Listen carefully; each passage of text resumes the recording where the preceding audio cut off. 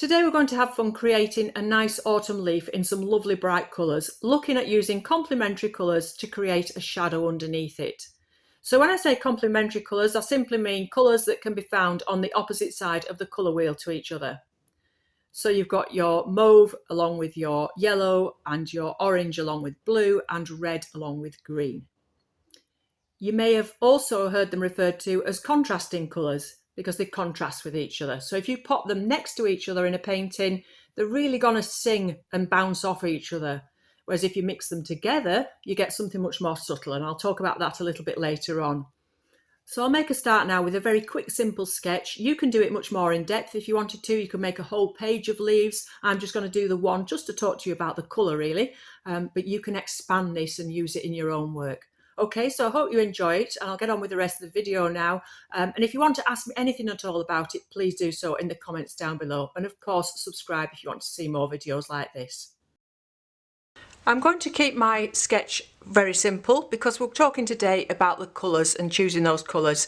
So the sketch itself is kind of an irrelevance really. You can just do anything you want it to using these colours. So I'm going to do an autumn leaf, and I've not got a reference photo. I'm just going to do it out of my head, and I'm using a stick to do the shapes there, where you get some nice line shapes. So I'm using an acrylic ink, and it's a sepia colour because it's nice to have the brown to use in these autumny colours. So it's a bit of a cheats way of doing a leaf, is just to start with some veins and then build up the leaf around that.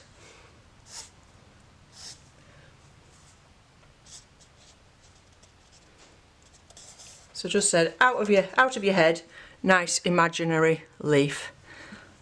But of course you could get a reference photo if you wanted to.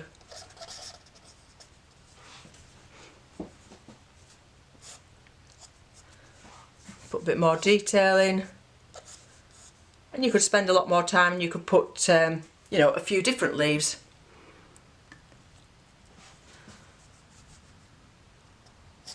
A bit more interesting, one or two of the lines a bit thicker. So when you have a nice shape like that, you might want to emphasize it a little bit. Okay, so you can see a few minutes, less than a minute, and you've got a little bit of a shape there just to play with, to put some of these colours on and have a go with making some nice shadow colours. So leave your ink to completely dry once you've done that. Once you're confident that your ink's completely dry, you can go ahead and put your paints on. So with these Koh I Noor, if that's how I'm pronouncing it correctly, I don't know, you might have a different stack to me. This is quite a standard stack. It's just got 4 there. And it's got this set here that has got lots of lovely oranges and yellows, and then we've got some reds on this one. This is mostly your blues and greens, so I'm going to pop that to one side. And this is your blacks, and there's a nice brown one there, which is a nice autumn colour, so I'll keep that to this side. Okay, so we could use all these different yellows and things for autumn, and some of the reds as well. So to begin with, I'm just going to wet the whole thing, and it's important obviously that that ink is dry before you do this. You can get some nice effects allowing the ink to run if it's a little bit wet still, and you could have a practice and a play with that actually, but it's one of those things where if it's a lot wet you end up making a mess really quickly. So it's a bit of a fine line between having it too wet and completely dry where it doesn't run. So you can get some nice effects if you just let it run here and there, but that's another video, and that's something that takes practice, but you could practice that on some rough paper or some back of some old bits of paper. Obviously you need a nice watercolour paper for this, or a mixed media paper that's going to take plenty of water. Okay, so I've just very quickly covered the whole leaf there with some nice clean water. And I'm going to use these straight off here. So they're a little bit inky feel to them, slightly different to your normal watercolours, but they're really nice bright colours, which is why I'm using them today. So look at how bright that is, perfect for autumn. And we've got that water there already, so we can just let it fly off into that water and not worry too much about the whole thing being covered. We're not doing a flat wash. This leaf has been around all summer. It's probably got lots of bumps and knocks and holes and rusty bits. It's not going to be perfect. We don't want a perfect leaf. So don't worry about leaving some bits of white paper, etc. So I'm just keeping putting a little touch of water on the end of my brush and then knocking it off. I don't want lots and lots of water. So another yellow, that's a slightly duller yellow. But those autumn colours, and just dab them in and let them mix, and don't put them everywhere. Like I said, you could have an area that's a bit damaged, that's going to be slightly different colours. You may even have still a little bit of green in some of the leaves around at the moment, mixed in with those autumny colours, just a tiny dash. So this is the orange. So I'm really putting plenty of colour on and mixing the whole lot here. And then some of this yellow. This might not show up too much actually. I don't think I used this one last time I did this. It's quite dry. Yeah, so it shows a little, but it's just another yellow. So that's quite nice. And then we've got this orange. Again, not too dissimilar. If you're unsure about your colours, you could try them on another piece of paper first. Okay, so I've probably got enough yellows and oranges on there now. I'm just going to put a bit more of that one on, quite like that. And I'm going to put some reds in. So I think this was the one I used last time. They're not easy to tell the colour just getting them straight off the pan like that. They don't show up too well, so you might want to just try them on a piece of paper to the side if you're not sure what the colour is if you've not used them a lot. So just some odd bits of red there. And I'm not going to use any more of the reds off there, I'm just going to use that one. And then I did mention the brown. This is a lovely brown that's on here. Just checking that I've got the right one, because you can see they look so dark. It's very difficult because this is a very dark grey and that's almost black. So it's difficult to see which are which without checking them. So just check them now and again if you're not quite so sure. Okay, and I am going to just get a tiny touch of green, because you might still have a little bit of green in there. So you can see how using these straight off the pan into wet paper there, onto the wet paper, they mix quite nicely, and you just got to leave the colours to meld into each other, but you've still got very distinct colours. And at this point, while it's really wet, if you wanted to lift any colours out slightly, you could do. Not really like watercolours in the traditional sense. They do tend to dye the paper and sink into the paper pretty quickly, so you'd have to do that quickly if you did want to lift anything out. And I'm just going to go back to that very first yellow, orangey yellow that we had, because it's a beautiful colour, and just pop some here and there, get a bit of brightness. And this one, I think this was the first one we used actually. Okay, so you don't need a lot of paint, just a little bit of each colour, and let them all mix together on the paper there, and then we need to leave that to completely dry.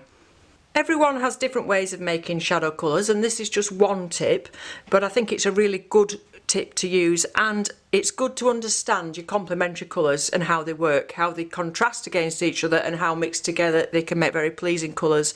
And having that knowledge about your complementary colours really helps your colour choices. So when I'm looking at this now, we're not looking at each individual colour, we're looking at the thing as a whole and picking out the predominant colour. So because we put some red in there, we put some yellow in there, and we put the orange in there, the green kind of melds into it all. The predominant colour is orange, verging on the yellow side of orange rather than the red side, I would say. So you need to assess yours and say, is it more orange, is it more yellow, etc. So obviously on the opposite side of the colour wheel to yellow is purple, and on the opposite side of the colour wheel to orange is blue. So we need a bit of a combination of the purple and the blue. And how much you use is going to be, you need to judge that looking at the colours in there. as to which ones you want to use the most of. So I think it's more orange, so it's probably going to be much more purple than it is blue. So I've picked out a couple of colours that I think I'd like to use. So at the moment this leaf looks as if it's floating in the sky and not lead on the ground. So we're going to just put a little bit of water underneath it to make a shadow as if it's just lying on the ground. Perhaps the stalk's not on the ground, perhaps the stalk's lying proud and it's sat on this bit here. So we'll just come up to about here somewhere. Kind of emulate that shape and that shape a little bit tatty at the edges there with some nice clean water. And then we'll get the purple. I'm just going to check that on the side, make sure I've picked the right one up so you can't see that, but it's, like I said, because they're so dark, it's very difficult to see that you've got the right colour. And just dropping that into the water there. And then I'm going to pick out a little bit of the blue that I'd picked. So I'm going to put a little bit of the blue in as well. And it's going to be darkest nearer to the leaf, so I'll pop the blue in there next to the edge and let that meld in.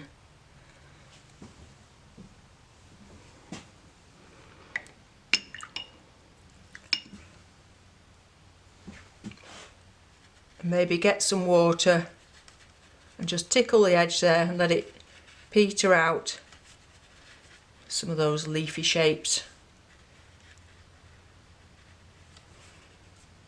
So the shape of that little bit there, you could sort of mirror that there a little bit.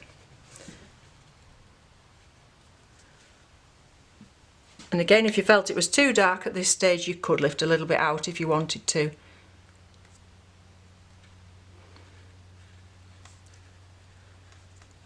Just looking at the shape from above, I've decided I think it wants to go a little bit further around the corner there, both here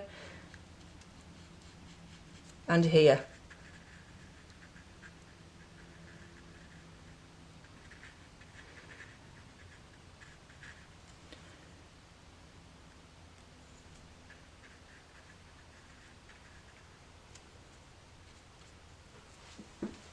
I think that just softens it a little bit and makes it look, it just looked like it was sitting in the wrong place somehow. It needed a bit more to be sat further down onto the ground there. Okay, so you could have a real good play with this. You could put lots of different leaves in different positions, and you know, have all sorts of different shadows going on with, you know, don't have your shadows flat, don't have them a solid colour. Often if you look at, go and have a look at a shadow now, there'll be some, wherever you're sitting, there'll be a shadow somewhere. You've got lots of different light sources. Your shadows overlay each other. They pick up the colours from around whatever they're on. So they're not going to be a flat, solid colour, even though they're a shadow and they're darker than the object above. So this is actually, I've put some water in there and it's actually flying back into there now, and getting what we call a cauliflower. I'm not going to worry about that because it's, you know, it's a tatty leaf that's got that papery feel to it. We want it to feel a little bit rusticy, so that's absolutely fine. So have a play with it. This is a practice paper. It's an SAA practice paper, and the good thing about this is you can just, you know, have fun with it and do quite a few. Use imaginary leaves. That'll help your sketching and drawing skills as well. And don't forget with shadows that we've not just got shadows underneath. I mean, that was the exercise today.